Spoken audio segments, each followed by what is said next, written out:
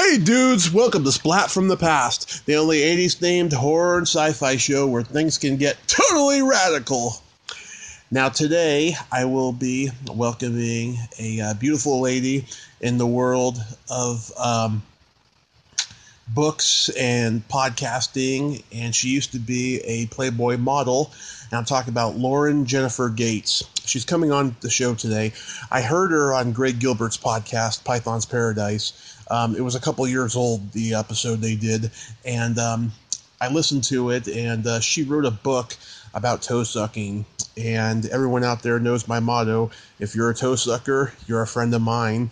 And I'm having her on the show today to talk about all that stuff and just her journey and her trajectory and so forth.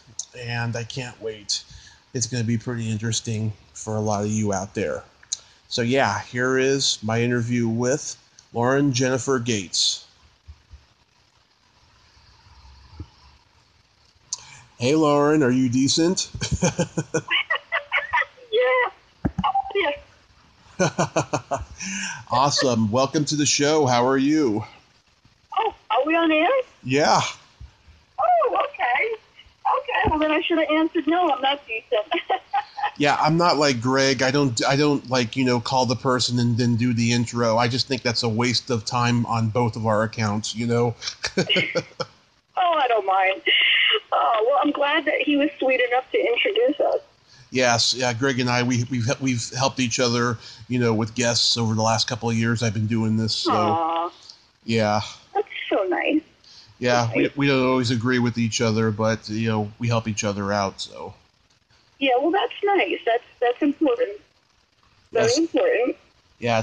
So what's happening? You're in where? California? I'm in California. I'm born and raised in San Francisco. I live here in Redding right now. Oh, my adopted dad was in San Francisco for a while. His name was Vincenzo or Vinny Prochello. Does that ring a bell? It doesn't, but I'm sure my grandmother knew him. Could you imagine if it did? Like, that would be crazy. He was a classical guitarist, so I don't know if he played out around there.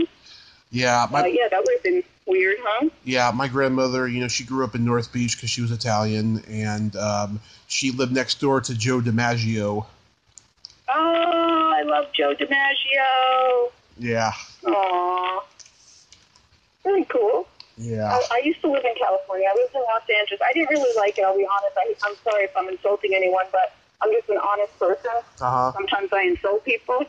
But, I was in New Jersey my whole life, and then 23 years I've been in Las Vegas. Mm-hmm. And twice I was in L.A., and I just felt like I could never, I have just a couple friends from there because I could never connect with the people there. It was just a weird, bizarre place, but I love California. I love parts of California. Yeah. Was there anything else you didn't like about it? Was the sun too much?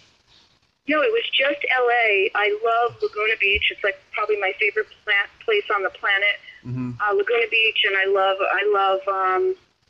Malibu and all that, of course. Yeah. La Jolla, the really nice places. But I love Laguna because of the art galleries that are right off of the beach. And there's like a volleyball net right there, and there's this old movie theater. It's over 100 years old. So I love this area. I thought it was so nice.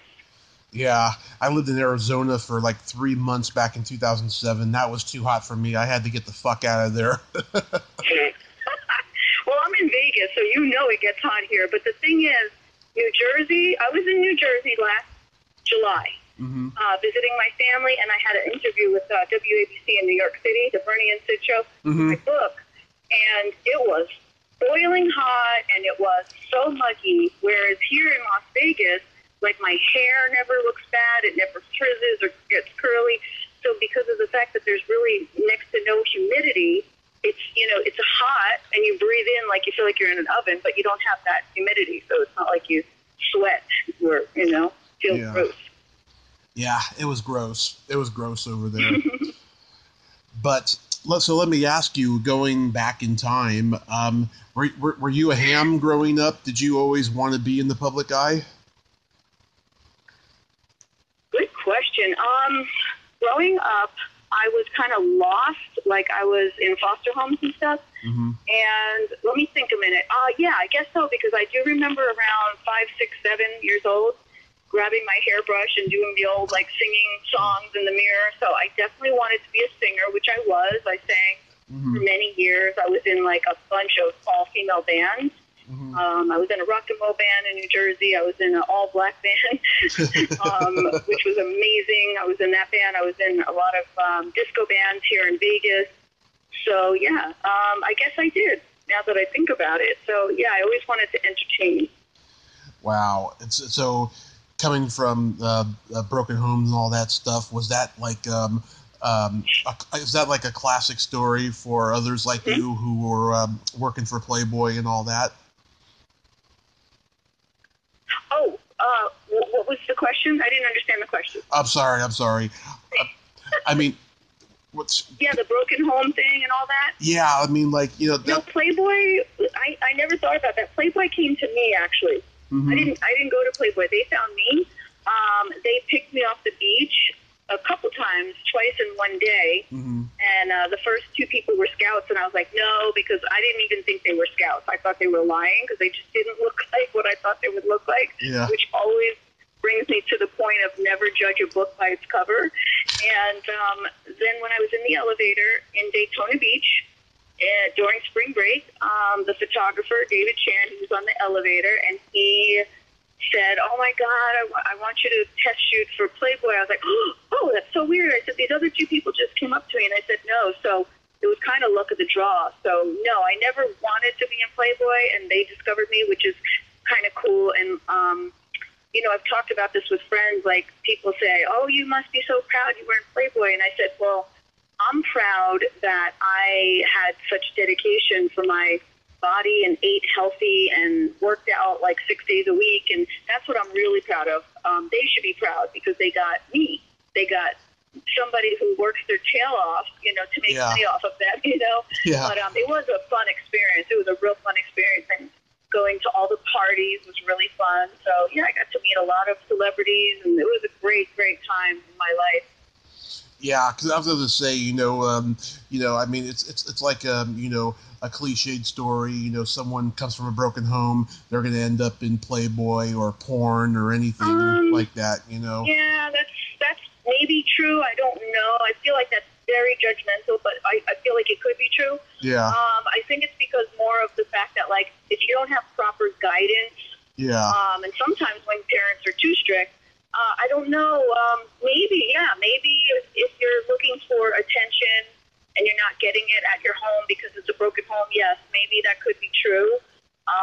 Maybe that's why I was a go-go dancer, and the go-go dancer that I was, I'm very, very proud of, because I was extremely clean, like very, very clean dancer, and I met a lot of nice people, and so I had a good career for about 10 years there, where I was making a ton of money, and it was really fun, and it was clean. So I think you're right, actually, now that I think about it. Yeah, it probably is that, because you don't have the proper guidance. I didn't have anyone putting me through college or guiding me to go to college, and so I did dance at 23, and I think around 28, I took that money and I put myself through college. So I went to interior design school, Berkeley, in New Jersey, in Waldwick, New Jersey, Berkeley for interior design.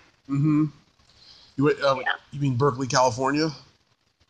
Berkeley in New Jersey. Oh, okay. It's a beautiful town. I know it sounds... Berkeley in Waldwick, New Jersey. Waldwick, New Jersey is a very rich town. It's a gorgeous town.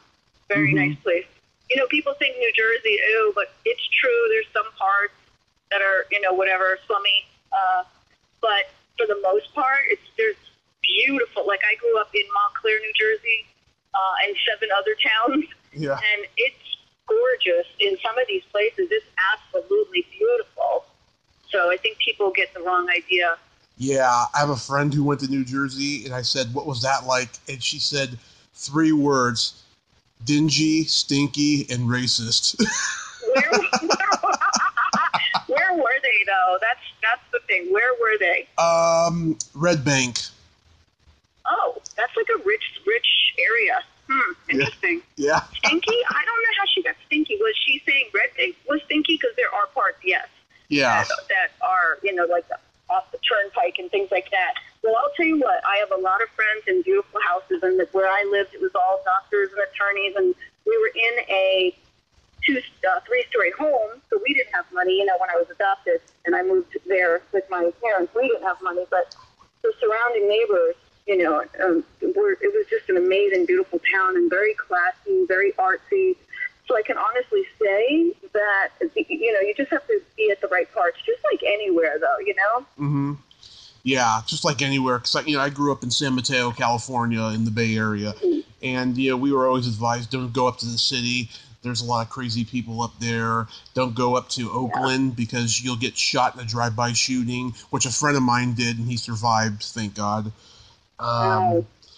Stuff like that, yeah. So there's places that are good and bad, like in L.A. Don't go to Venice.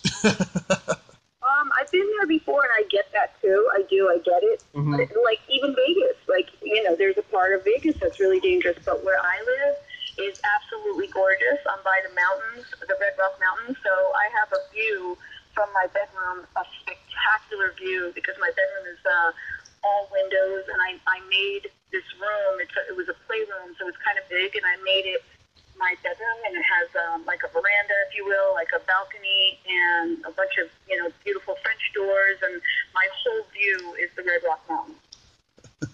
Nice. And so your real name is Joni Donato. Why did you change it? Oh, good question. Okay, so Joni, Joni, Donato, Donato. Mm-hmm. That was my name, and I hated the name Joni for years and years and years, but when I moved to Las Vegas around 97, I wanted to be an actress. I didn't realize I couldn't act because I couldn't remember lines. That's why I became like a host and an MC. Mm-hmm. I'm much better at, my personality shines on any stage. I can talk to 10,000 people. I don't care. But I wasn't always that way, obviously. But yeah, I didn't know I wasn't sneaky. So I changed my name to a non-ethnic name. I wanted Lauren Jenifer Gates, something that I can play different roles. But also, at the time, prior to that, I had a very, very bad domestic violence. And so I changed my name. Yeah. So I changed my name thinking, too, that this person will never find me, which they did. Moved across the country, changed my name. So it was for really, two reasons. And now I kind of miss my name, Donato, because, I picked Lauren Jenifer Gates, and I made one N, and I do a small J all the time. So it's like my signature, because I had so many homes that I was in, so many foster homes, and I had so many names that I decided I'm going to pick my own name, and I'm going to be unique. And I kind of wish I was Jennifer Lauren Gates, but my girlfriend, when I was moving to Vegas, she's like, don't be Jennifer, everyone's Jennifer. And I shouldn't have listened to her. I should have went with my gut. So yeah, I might do, I actually might go back to Donato just because, I'm really, I don't know. I just feel like, I've got a daughter, and I just really want to, be real to my, my roots and things like that. But I don't know. If I do, I don't think it would be Joni, though. I think I would stick to, do Jennifer Donato, which, ironically, I have a sister-in-law, Jennifer Donato. So we have the same name. But yeah, that's why I changed my name. Yeah. What's your full ethnic background? Spanish and Irish, and I might have some Italian in there, but Spanish and Irish. Yeah, I have Croatian and Irish, a little bit of Cherokee Indian, and quite possibly. My daughter's Cherokee Indian. Yeah, and I love that. And quite possibly German on my dad's side of the family, and then my mom She's German. Yep. My mom is Italian, English, and Scottish. Aww, that's awesome. Very cool. Hey, where are we? Tell me what station are we on? YouTube. I love it. Okay, so how do people find this? When you put it up on YouTube. You type my name in, Tommy Kovac, and there's a profile picture of me and Robert Englund taking a photo op at a convention, and you click on it, and there's Kovac, K-O-V-A-K? K-O-V-A-C. Okay. And all the episodes of my podcast, Splat from the Past, is on there. Nice. All right. If you don't mind, I'm going to plug my YouTube. Of course. Of course. Okay. Mine is my name, Lauren Jenifer with one N Gates. These people, to your fans, if you wouldn't mind subscribing and liking. And I also have a second show that I did on my YouTube channel. It was I hate them, but I date them. I hate EM, but I date EM. I hate them, but I date them. I just listened to half of an episode a little while ago. Oh, which one? Which one? God, it was from 2015. It was where you and these two girls were talking about. It was something about. It was about looks and how judgmental society is now and all that stuff. Yeah, I love doing that show. That was a great, fun show. It was supposed to be all about men and etiquette, women and etiquette. About the title came from I hate them, but I date them. The title came from men and women, friends of mine, complaining about their boyfriends, girlfriends, wives, husbands, but staying with them. So that's where the title came from. And I made T-shirts, and I had a billboard. It was really cool. It was really supposed to be about that, but I had so much fun. If you guys, your fans, if they want to watch the shows, they're really, really funny. I hate them, but I date them. And they're all just like brain candy fun. Like, they're really, really silly. But if you're bored, just put it on and enjoy. Yeah, I liked it. And I liked the little disclaimer for the language at the beginning. I should do that. I hate cursing. I think it's so tacky. But for some reason, every time I got in the studio, I was like cursing all the time. I don't know why. It was just something I just kept doing. Oh, I can tell you. I had fun. I can tell you why, because when you're with your girlfriends, having a conversation, that's how you are. Well, no, not at all. No, not at all. I don't curse in my life, in my real life. It's just on the show for some reason. Like, I'm really not into cursing. I mean, those shows. I had a show. One of the shows, I gave my vibrator to George, who was the production. He owned the show, the All Talk Radio show. And I gave my vibrator to him, and I signed it and said, "Here, George, don't say I didn't give you nothing." And then there were like guys sucking my toes, two at one time. Like, I was wearing costumes. Like, the show was so much fun, but for some reason, I was just always cursing, and I don't know where that came from. I literally do not curse outside of that. Yeah, well, I'm just generalizing because that's how I am with my friends. Yeah, that's okay. Yeah, and I don't swear that ton a lot either in real life, except when I'm really mad because that's my Italian side. Yeah, exactly. Well, you did say F-U-C-K about 10 minutes ago. Yes. You like that? Oh, God, it's so funny. Yeah. Keeping track, right? Yeah, absolutely. I want to get into the vibrators and the toe sucking and what have you, but first, I want to ask you about when you were working for Playboy, because I've interviewed so many Playboy centerfolds and bunnies and all that stuff. And you know what? Almost none of them, a couple of them have, but almost none of them even got to meet Hugh Hefner. Oh, gosh. No, I met him. Are you kidding? That's weird. I never heard of that. I wasn't working for Playboy. I was discovered off the beach, and then I went to all the parties. And, I definitely was hanging out with Hugh, which is very weird that you're saying that. Like, so I would go to the parties. I remember one time. So right now I'm a mom of a 13-and-a-half-year-old, and so I don't do these things now, but at that time I didn't even have a baby. Anyway, so one of them was, I think it was his 75th birthday or something, or I don't know what it was, but I had it was what is it called? Lingerie party, right? Right. And I took, just for fun, because this is how I am, I took my boob out, one of my boobs out of the thing, and pretended it was an accident. So I walked around, and everyone was like, "Oh my God, her boob's out, her boob's out." And Charlize Theron, I'll never forget this, because I really liked her work a lot. So I sat down next to her and her boyfriend at the time. I forgot his name. He was famous actor at the time. Yeah. And I sat down, and she goes, "Honey, your boob is out." Like, real bitchy. And I was like, "Ew, I don't like her anymore." So I looked at her. I was like, "Yeah, I know. I did that on purpose." Okay, that was rude. But it was funny because, I did it on purpose, and the reactions were really funny. But Hugh said to me, "Hey, sweetheart, come here." He goes, "Your boob is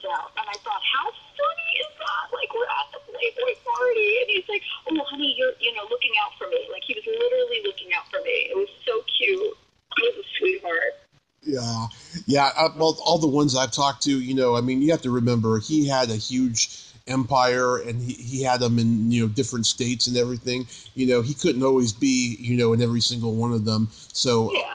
that was one of the reasons why they never got to. But it's funny. Yeah, I always ask. I always ask the guest if they got to sleep with him because he not to sleep with him. No. because if they got to, like it was a triumphant thing.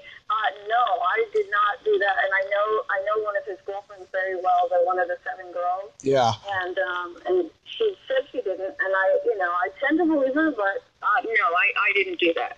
I did not do that. It was not what people think. It wasn't disgusting and dirty, and it was actually really cool. I met like so many celebrities. I met Ben Affleck and Leonardo DiCaprio, and I met Weird Al Yankovic and Carrot Top, who's here in Vegas, and he's amazing. I told him, I saw him like a few months ago, and I said, I have a picture of you from Playboy Mansion. And he's like, I want to see that. Yeah. It was so long ago. Hugh Hefner, speaking of Hugh, he's the reason why I wrote this really funny book, LJG, which is my initials, Photography. It's Photophathy, like photography, but photography. And what happened was I was at the mansion, and I think it was around 2001, and I had this photo album of people sucking my toes and eating off my feet, and it had girls in it, and it was great. And it was this funny photo album that I had been working on for quite a few years, because when I came to Las Vegas, one of my friends was working for Nickelodeon and what is it called, MTV, and she brought me to this party.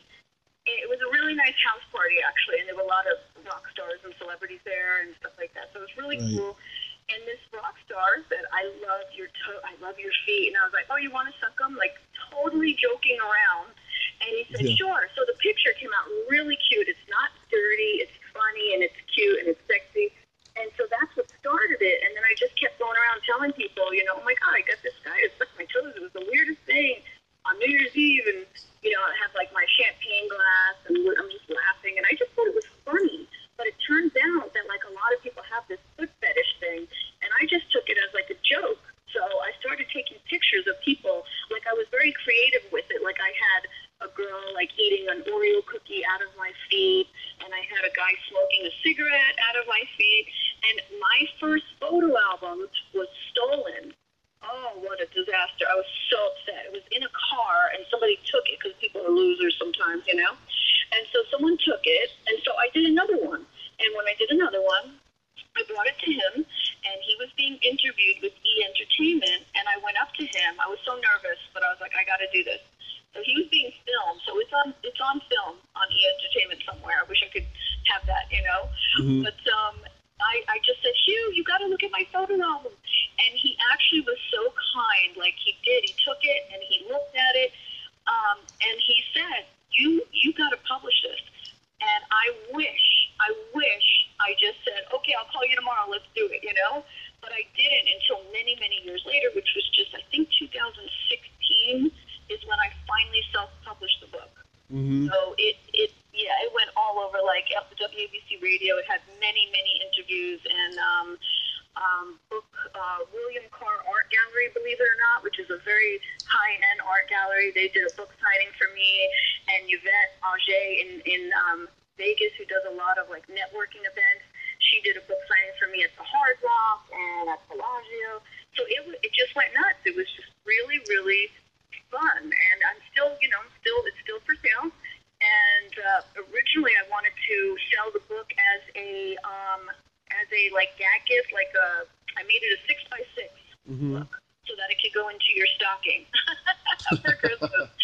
And so that's really what I was trying to do.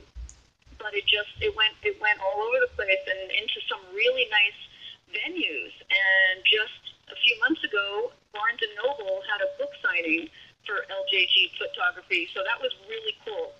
So if anybody wants to check out the book and get a copy, and I'll sign it, it's ljgphotography.com.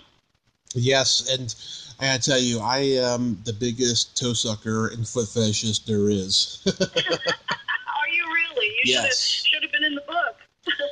Well, if you write a sequel, let me know. But Yeah. I don't know what age it started. It has to have started age 3 or 4 because I remember being 3 or 4 years old. Some woman came to the house to do business with my mother about something, right?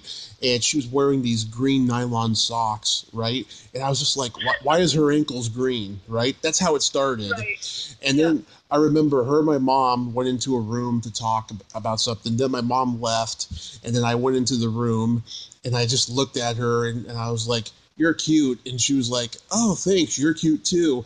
And then I got down on my knees and took her high heel off and started tickling her toes. Wait, And how old were you? I was like 3. I was like 3 or 4. Yeah, I was advanced. How old was she? In hindsight, she must have been 35 at least. And she let a 3-year-old suck her toes? No. I tickled her toes, not suck them. That came later. I was like, oh my God, that sounds so crazy. Like, I thought I was crazy, right? Yeah. Lady, that's so funny. So my daughter's friend's sister. Yeah. My daughter's friend told her mom that I have a foot book. Mm-hmm. And by the way, it's 140 pages of photos. Like, everyone's like, oh, I don't read, or blah, blah, blah. I'm like, read. It's hysterical. It's a really funny book, but it does have a lot of my personality in it, and some writings and dedications and all that good stuff.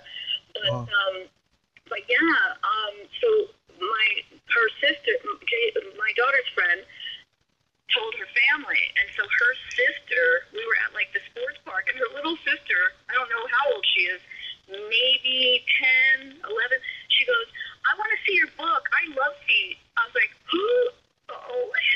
Yeah. That's something. So I already know where that's headed. Yeah. Yeah, so I said, I don't know if your mom would let you. And then I said, do you want me to tell your mom about it? And she said, yeah. So I told her mom, I said, listen, I hope you don't hate me for this, but your daughter said she wants to see my book.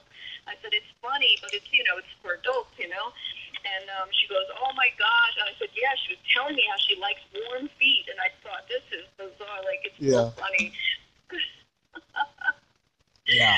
I don't really have, honestly, a foot fetish, or I don't think I do, but people are like, yeah, you do. But I just thought it was humorous that, somebody wanted to suck my toes, and then I just became creative with it. So maybe I do. I don't know. Yeah. I do a book on feet, so. Yeah. But to finish that story, though, and I got so many other great ones for you, my mom came back into the room and she screamed at me. She was like, "Get out of here!" and the woman was laughing. She was laughing. Yeah, go ahead. She was laughing like, "Oh my God, he is so cute." Aw, that is cute, but it's like I would be more mad at the lady. Like, what are you letting my kid do? You were playing with her toes? Yeah, I was just tickling them. Wow, isn't that something? Mm-hmm. So you're into feet? Because I don't know, maybe I am too. Like, if I were to say, like, my favorite feet would be a guy's feet that are thin and long and have those tendons. It's so weird. I guess I do have a foot fetish. It almost looks skeletal, like the toes. Like, there's the tendons, is it, or the muscle, whatever it is. So there's lines. I just find that very sexy. But I also find guys' hands really sexy. Certain hands, and I find their neck, if they have a thin, long neck and noses. I'm into really long, okay. My favorite nose of all is what's his name? He's an actor and he's gorgeous. Ryan Gosling. Ryan Gosling, my favorite. Yeah, I love his nose. Oh my God, so sexy. Like, I could kiss it. I could kiss that nose and lick his little nostrils. I know your fans are going, okay, this girl's crazy, but no, I love his. I'm crazy. I'm crazy, so don't worry. Nothing you say will shock me. So. What's that? Nothing you say will shock me. Oh, that's good. That's good. Hey, I want to give out just for fun. If you guys, your listeners want to follow me on Instagram, which is a big thing now, is LJG which again is Lauren Jenifer Gates, initial Lauren LJG official Instagram. Awesome. Lots of fun photos, nothing bad, just stuff. But yeah, and then Twitter. My Twitter is Suck My Toes Now. But again, it's nothing dirty. It's not what you think. But what people would think. And then of course I have a LinkedIn, just my name, Lauren Jenifer Gates, and I've got like 6 Facebook. And I also have a baby and puppy couture business, which is little tiny tuckers. And I got into like 16 boutiques at Whole Foods, and then the market crashed. So I have the website, which is beautiful, and there's a couple celebrities on there that wrote reviews. That's kind of nice. But that one is Tiny Tucker, like tiny sack, like it's a little tiny sack. So it's tinytucker.com. And you put your puppy in it. You put your puppy on it. You can your puppy around. Yeah, it's super cute. And then for the babies, there's like a swaddle blanket and a tiny tucker that goes over it. And it's like for the first day at the hospital or many months after. Keep them snug and sleeping. Oh, that's so cute. Yeah, I got my niece, she's going to be 8 this year, and my nephew's going to be 5. I'm sure they would like something like that. Unfortunately, there's a lot of friction between the family and my brother's ex-wife, so I don't know when I'm going to communicate with them again. But yeah, oh boy. Yeah, but that's nice that you got that, though. Yeah, thank you. Of course. Thank you so much. Yeah.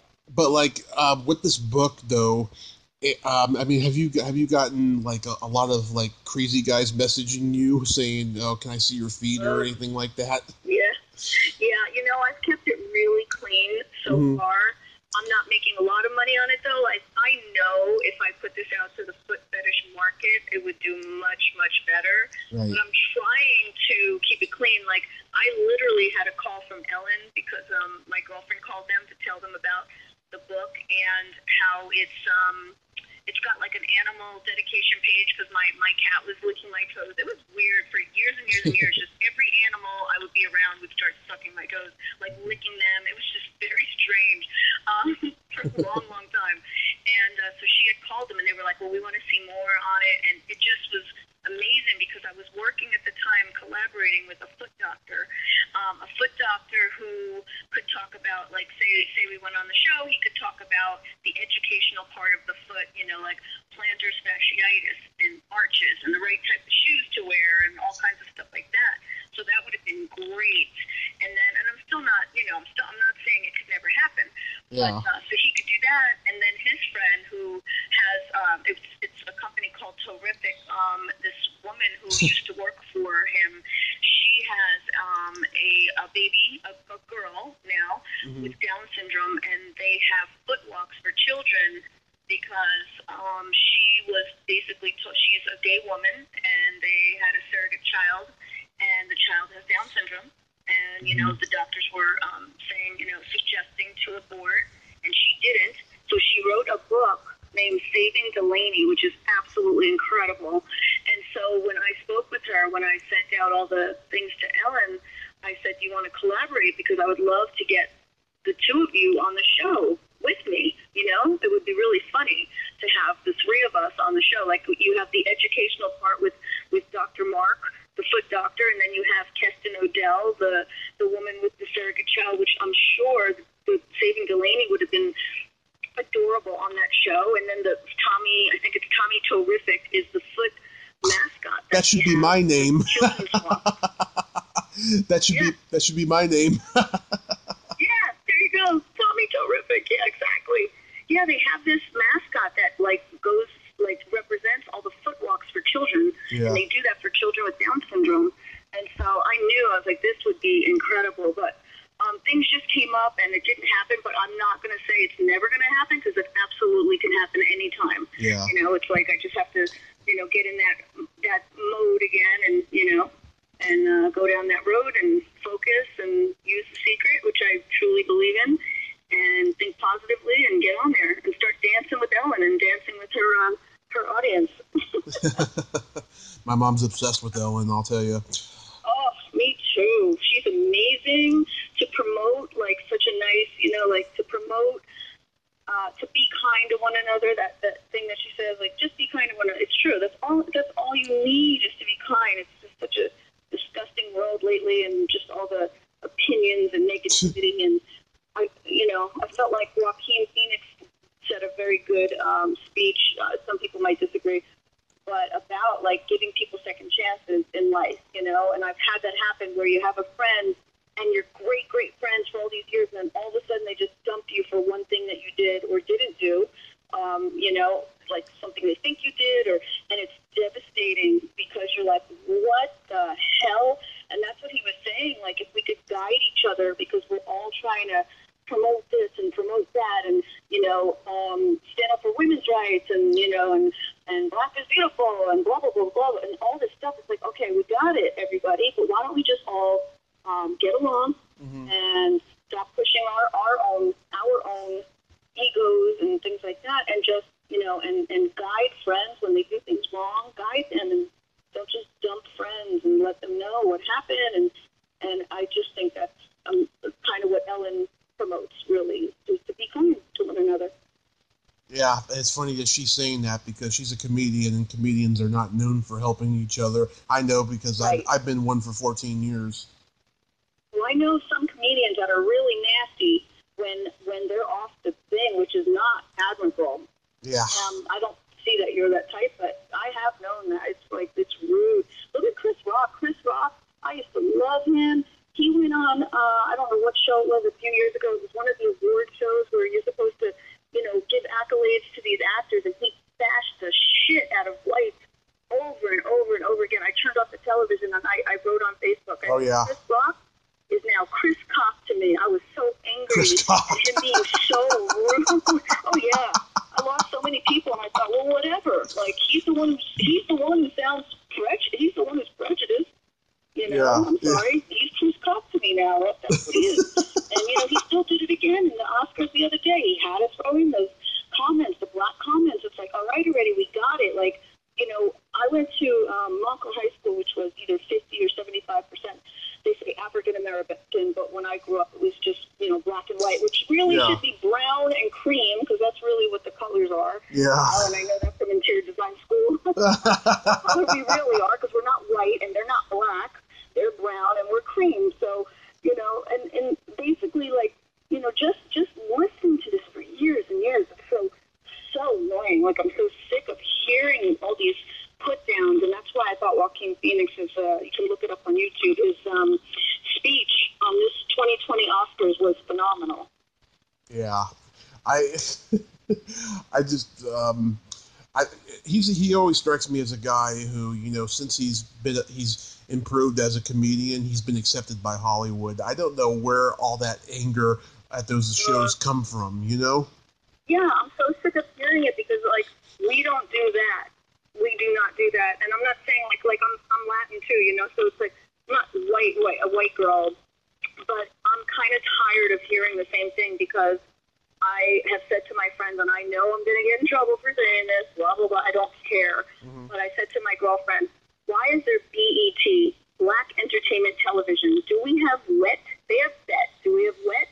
WET, and by the way, LJG is saying this just in case someone comes up with this network. I want to make money from it.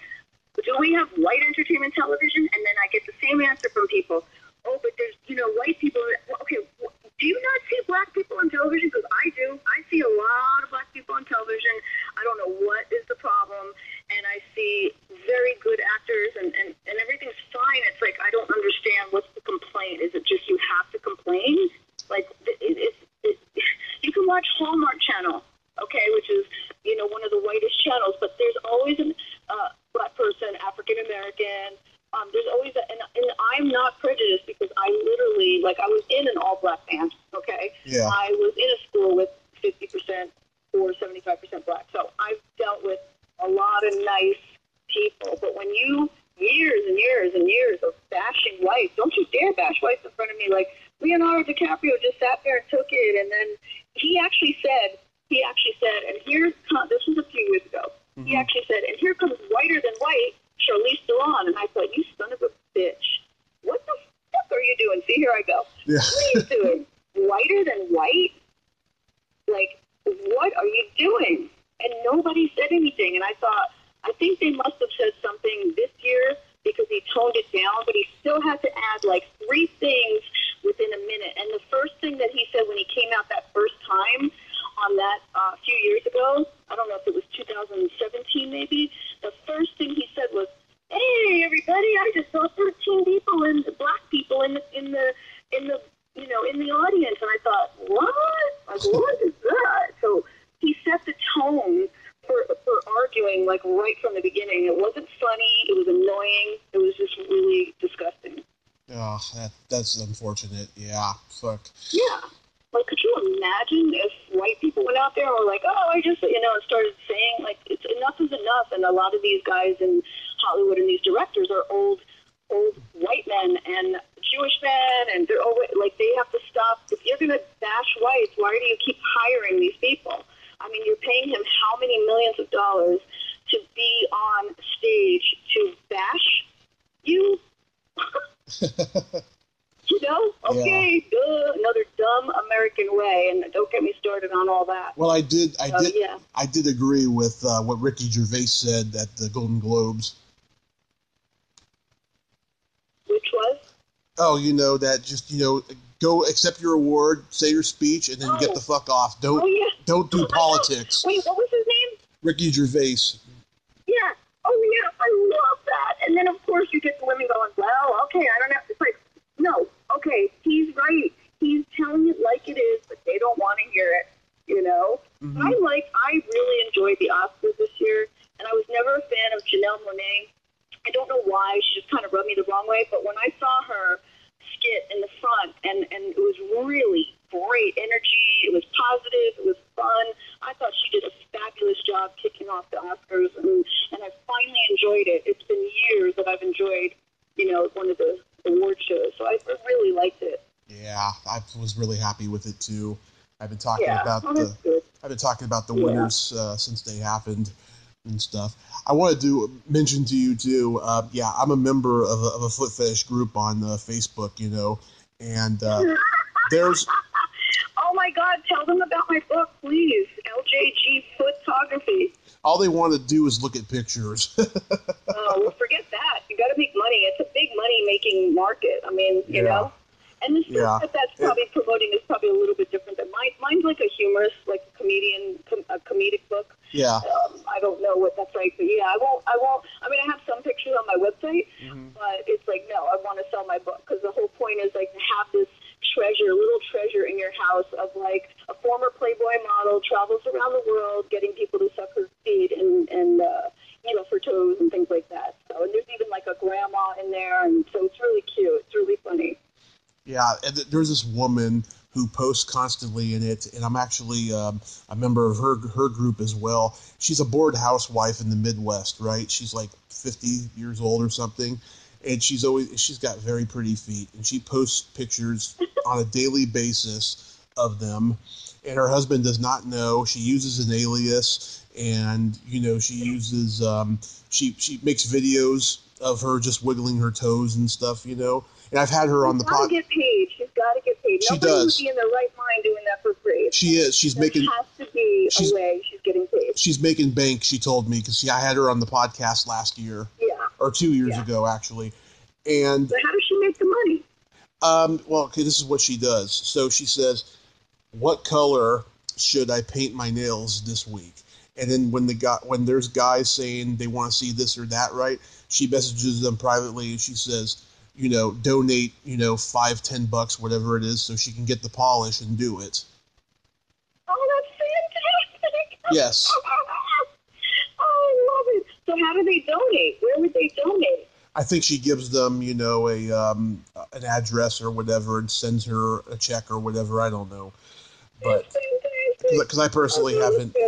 I personally haven't donated though, but I made a couple suggestions and she did it even though I didn't send her anything because but you didn't send her anything, but you had her on your show, so that's a gift right there. Yes, she thought I was an absolute gentleman, and she loves how she's a gentleman. That I'm a gentleman, and she loves how dirty I am and my jokes and all that. That's funny. That is so cute. Well, listen, my cutie pie, Tommy. I have to go to the bathroom so bad. I'm sitting in my car, and I'm at the sushi place at Sushi Fever, and I'm about to have food because I have to bring some food home to my daughter. So I have to get going, but I just want to thank you so very much for having me on your awesome show. And please, please, please friend me on Facebook so you can tag me on Lauren Jenifer with one N Gates, but I'm using Joni Donato right now as well. Yes. JONIDONATO. Please friend me or send me the link in a text, and I'll share it. Okay, and next time you gotta come on, and we gotta play my secret silly game that I end every episode with. Oh, well, what's the game? Okay. Like, do I have time to do this or not? Because I really have to go to the bathroom. But tell me what the game is. Okay, well, you may pee. I'll let you know. You may pee your pants laughing. So, it's silly slumber party questions. It's like the James Lipton questionnaire on Inside the Actor Studio. And how this works? Oh. How this works is, I ask you the question, you answer it, then you ask me the same question, and I answer it. Okay, how long does it take? It's just a couple silly questions, like 4 or 5. Okay, go for it. Okay. Lauren, are you ticklish? Yes. Tommy, are you ticklish? I am baby ticklish, yes. Is your belly button an innie or an outie? My belly button is an innie. What is yours, Tommy? Mine is a very deep innie. Very deep innie. Is it one that collects a lot of like buzzballs? It collects lint. I can go all the way to my knuckle when I put my finger in it. All that. Okay, those type of belly buttons, you got to keep them clean. Otherwise, they get really stinky. So make sure you keep it clean, okay? Oh yes. Do you contemplate your belly button? Do I contemplate it? Yeah. Contemplating is like thinking. Yeah, like looking at it. I have when I was younger, maybe. Tommy, do you contemplate your belly button? Every day. Every day. What color are your toenails painted? Right now, my toenails are painted like a deep, deep, deep purple, and they look almost black. What about your toenails? Do you have your toenails painted? No, the last time they were purple with sparkles. Right now it's the winter time. I don't really need to show them off. You're hysterical. Okay. And then, thank you. And then my favorite question: is there a stinky smell that just makes you gag? Oh yeah, lots of smells. I'm like a freaking, what do you call those dogs? Greyhounds. Yeah. I smell everything, and I don't like body odor. I don't like underarm odor or bad breath. Yeah, there's a lot of smells that make me gag. Vomit. Oh, that's a popular one. What's that? That's a popular one on the show. Everyone says vomit. Well, I hate like BO. It's nasty. Mm-hmm. Like I know it's supposed to be pheromones, but it's freaking gross. Like wash your armpits. Don't be gross. What about you? Either farts or occasionally feet. You know what? Mm-hmm. My ex-fiance, he died in a car accident. That's the only reason why he's my ex. But the first day he was at my house, I had a silent but deadly. Everyone's going to hate me now. They're like, oh, she's so sexy and Playboy and feet. And now they're going to be like, you know. But yeah, I had let one out, and I was thinking he wouldn't smell it, and it was horrible. It was like rotten eggs, and I was so embarrassed. And I jumped up and opened the window, and we were like laying on the couch, and he was so cute. And he said, "Oh, you gotta let one out. You gotta let one out." And we ended up engaged a year later. So you know they love you. Oh. Well, Lauren, I survived the car accident 5 years ago, and I'm glad I talked to you today. Aww. Yeah, me too. I'm glad I talked to you, and I'm glad you survived that accident. And thank you for having me on the show. Yes, if you come back on again, I'll tell you more in depth about it. And in the meantime, have a happy Valentine's Day. And thank you. You too. And I will friend you on Facebook. Sounds wonderful. Thank you so much, hon. Okay. Take care. Bye, fans. Take care. Bye-bye. Bye-bye. Well, there you have it. Lauren Jenifer Gates. Ain't she a sweetheart? Oh, fun lady, awesome lady, blunt, honest, straightforward, the kind of women I love. If you like this video, everyone, please subscribe to my YouTube channel, add me as a friend on Facebook, join my Tommy Kovac comedian page on Facebook, follow me on Twitter and Instagram, and all that fun stuff. Well, that's all the time we have this week on Splat from the Past. Until next time, this is Tommy Throwback Kovac saying, there's no shame in living in the past, because the present sucks. Later, dudes!